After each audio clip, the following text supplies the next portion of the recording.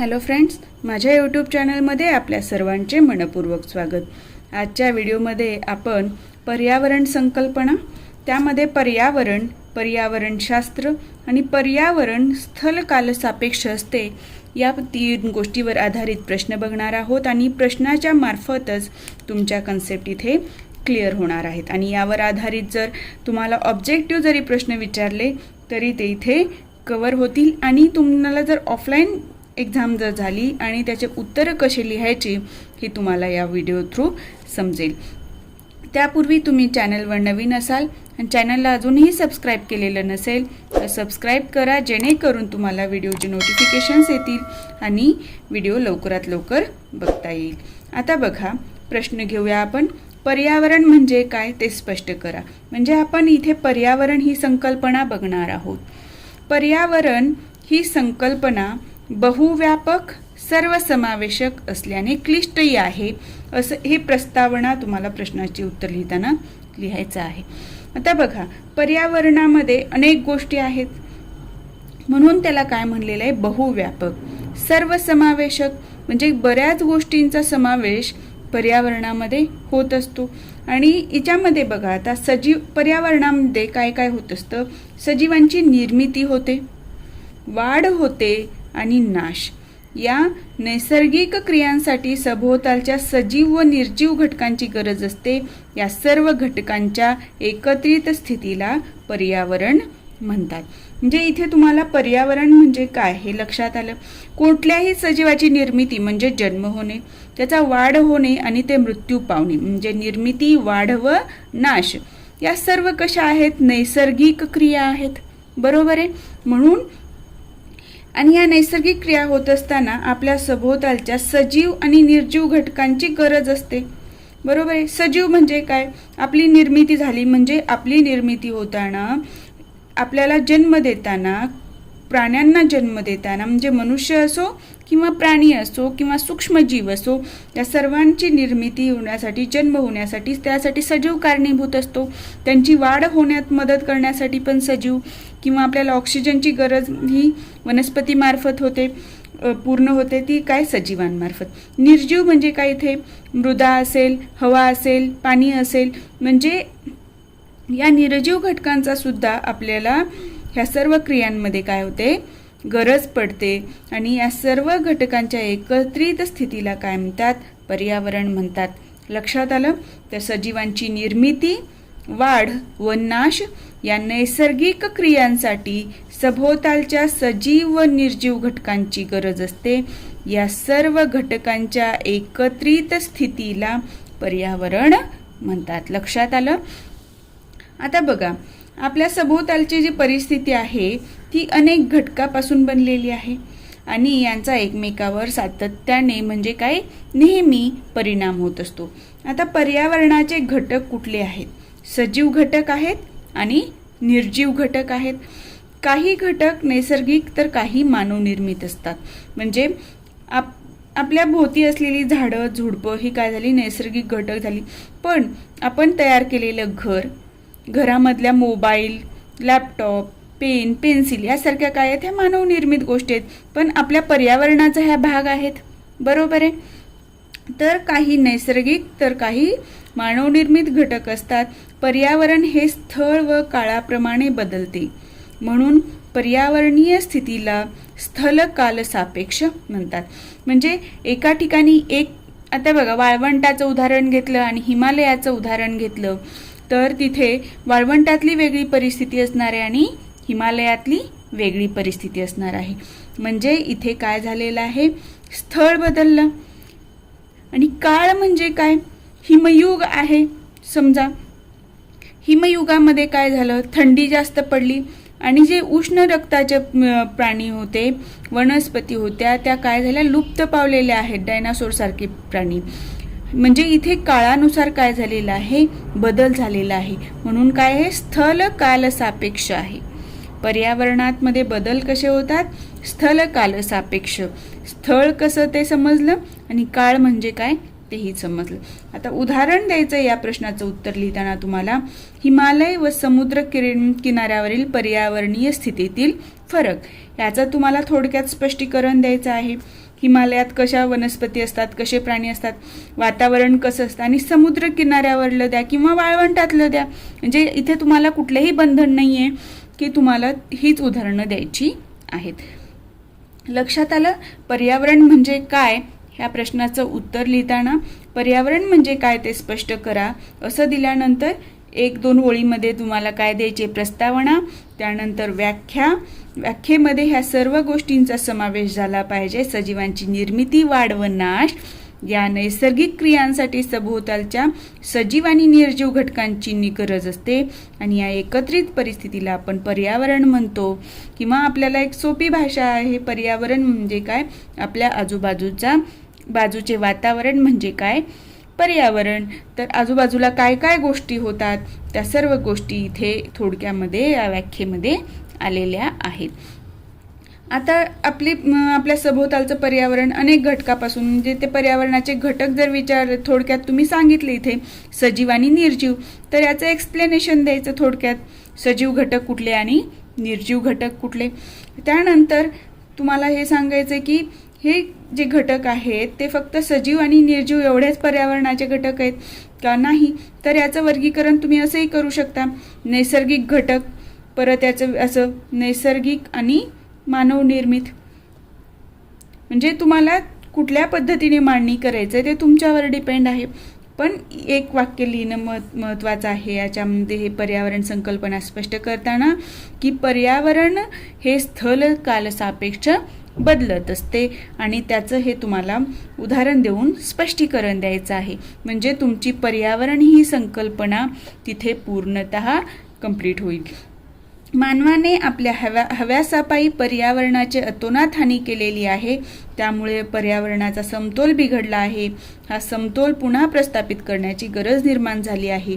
म्हणजे तुम्हाला पर्यावरण म्हणजे काय माहीत झालं, पर्यावरणाचे घटक काय झालं, पर्यावरणाची याच्यावरून सद्य परिस्थिती काय आहे हे लक्षात येईल. आणि पर्यावरणाची ही सद्य परिस्थिती म्हणजे आता जी परिस्थिती आहे ती काय? पर्यावरणाची हानी झालेली आहे ह्या वाक्यातनं स्पष्ट होतं. आणि समतोल बिघडला आहे हेही स्पष्ट होतं. आणि उपाययोजना काय? तर ह्या वाक्यातनं स्पष्ट होतं की हा समतोल पुन्हा प्रस्थापित करण्याची गरज निर्माण झाली आहे. आणि तिथे तुम्ही म्हणू शकता की संवर्धन करून आपण किंवा संरक्षण करून पर्यावरणाची हानी भरून काढतो. म्हणजे तुम्हाला पर्यावरण ही संकल्पना स्पष्ट करताना प्रस्तावना, व्याख्या, पर्यावरणाचे घटक, त्यानंतर उदाहरण, सद्य परिस्थिती आणि त्यावर उपाययोजना हे तुम्हाला सर्व घटक तुमच्या या प्रश्नाच्या उत्तरामध्ये आले पाहिजेत. प्रस्तावना 1 ते 2 ओळीमध्ये, व्याख्या जी आहे ती तुम्हाला जी सुटेबल वाटेल ती तसंच लिहावं असं काहीही बंधन नाही. घटक, त्याच्यानंतर उदाहरण द्या म्हणजे तुम्हाला ती कन्सेप्ट क्लिअर झाली आहे हे तिथे समजेल. सद्य परिस्थिती म्हणजे काय झालं? पर्यावरणाची हानी झालेली आहे, समतोल बिघडला आहे. आणि उपाययोजना काय? तर त्याचं संरक्षण केलं पाहिजे आणि पर्यावरणाचा समतोल प्रस्थापित करण्यासाठी प्रयत्न केले पाहिजेत, ही याची उपाययोजना. म्हणजे हे 6 घटक जर तुमचे थोडक्यामध्ये 2-2 ओळीमध्ये तुम्ही लिहिलात तर 10 ते 15 ओळी सहज बनतात आणि तुमचं उत्तर पूर्ण होतं, परिपूर्ण होतं. पूर्ण म्हणता येणार नाही, परिपूर्ण. म्हणजे तिथे तुम्हाला सर्व गोष्टी समजल्या आहेत या परीक्षकाच्या लक्षात येईल. आता आपण पुढचा प्रश्न बघणार आहोत. पर्यावरणशास्त्राची व्याख्या द्या. म्हणजे आता पर्यावरण म्हणजे काय आपण बघितलं. आता पर्यावरणशास्त्र म्हणजे काय? म्हणजे इथे 2 गोष्टी आहेत बघा, पर्यावरण आणि शास्त्र. म्हणजे आपल्याला पर्यावरण तर आता माहिती झालं.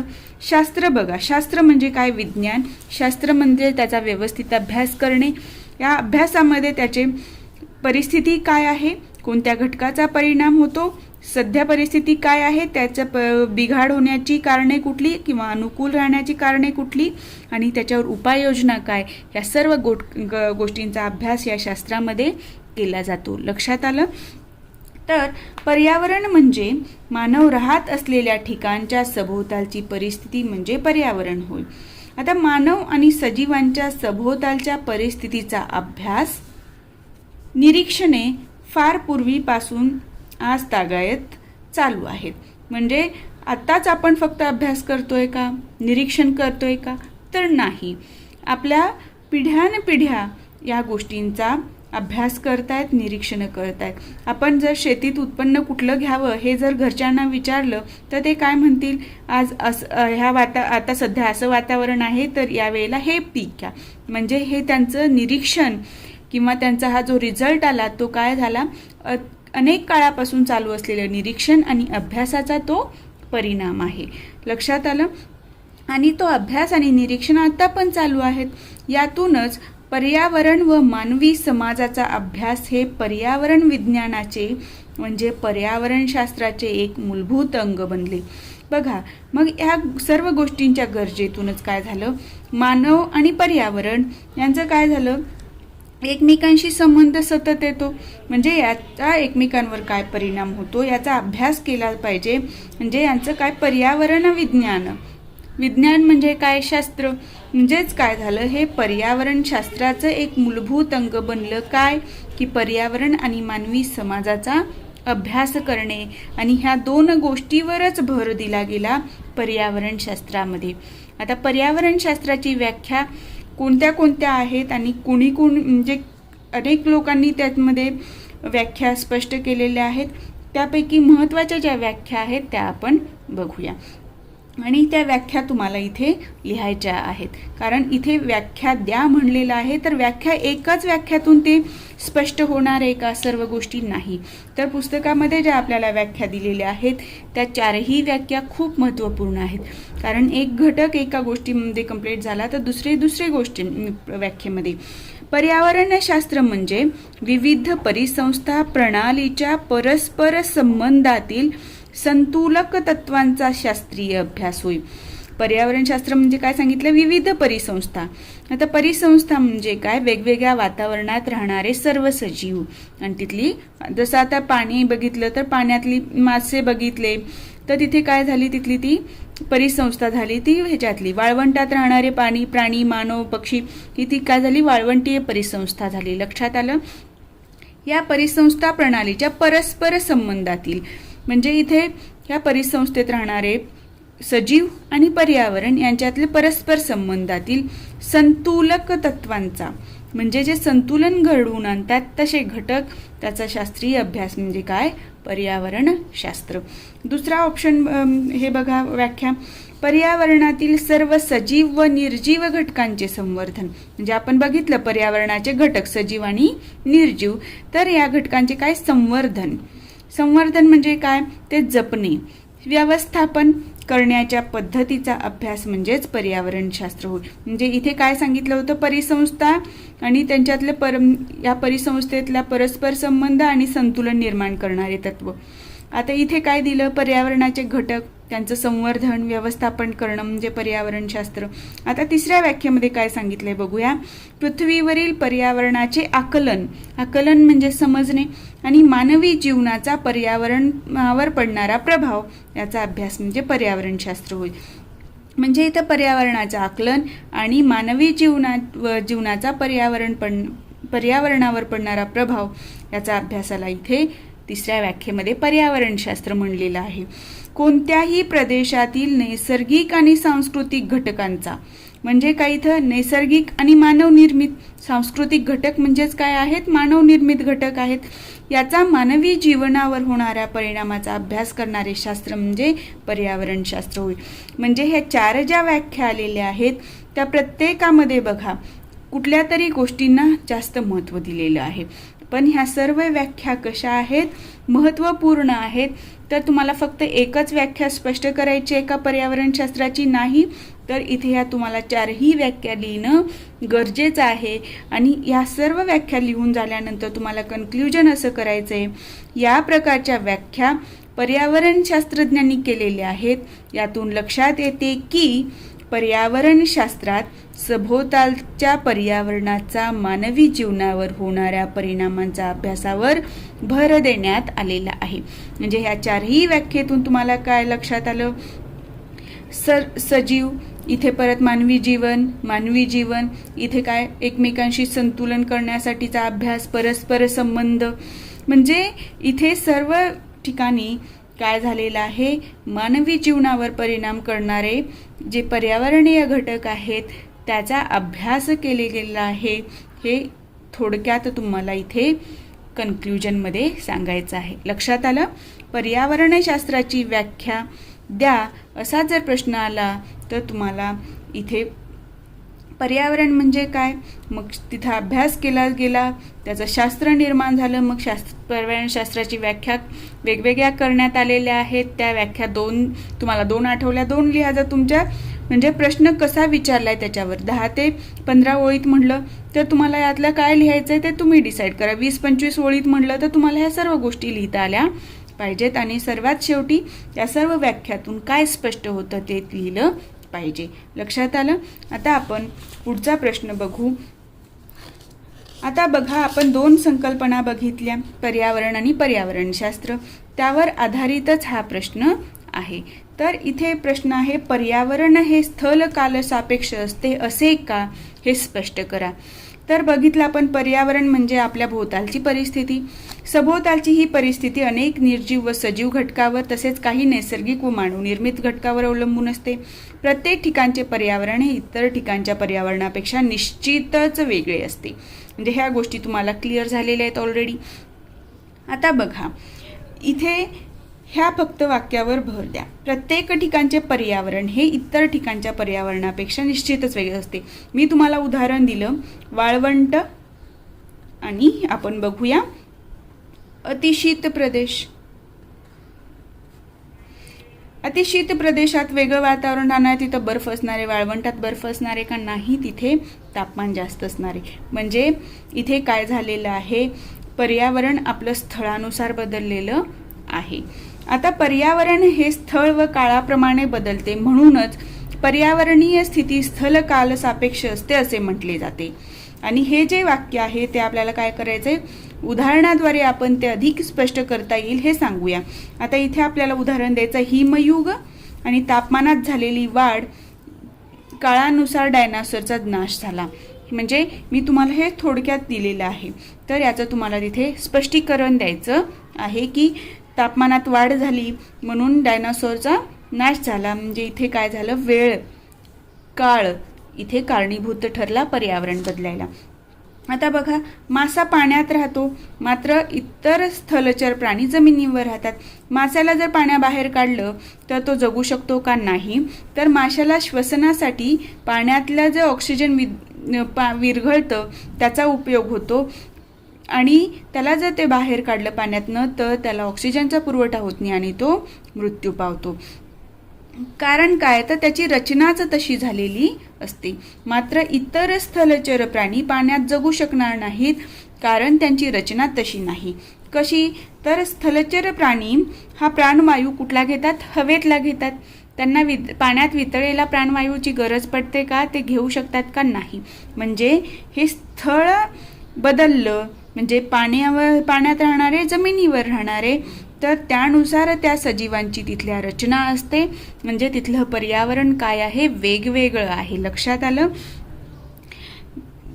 आता बघा, हे स्थलचर प्राणी काय करतात, पाण्यात राहू शकत नाहीत, मृत्यू पावतील. यावरून आपणास लक्षात येते की पर्यावरण हे जीवसापेक्ष असते. जीवसापेक्ष म्हणजे काय, प्रत्येक जीव, म्हणजे आपण माशाचं उदाहरण घेतलं, डायनोसॉरचं उदाहरण घेतलं, यावरून काय, प्रत्येक जीवाची गरज वेगवेगळी आहे. प्रत्येक वातावरण वेगवेगळं असलं पाहिजे त्यांचं जगण्यासाठीचं. कारण एका पर्यावरणातील सजीवांना दुसऱ्या पर्यावरणात पोषक परिस्थिती नसते. म्हणजे माशाला पाण्यातली परिस्थिती पोषक आहे, डायनोसॉरला अतिशीत प्रदेशातली परिस्थिती उपयोगाची होती, माणसाला जमिनीवरची परिस्थिती पोषक आहे. पक्षी असतील तर ते हवेत उडू शकतात, ते पाण्यात राहू शकतात का.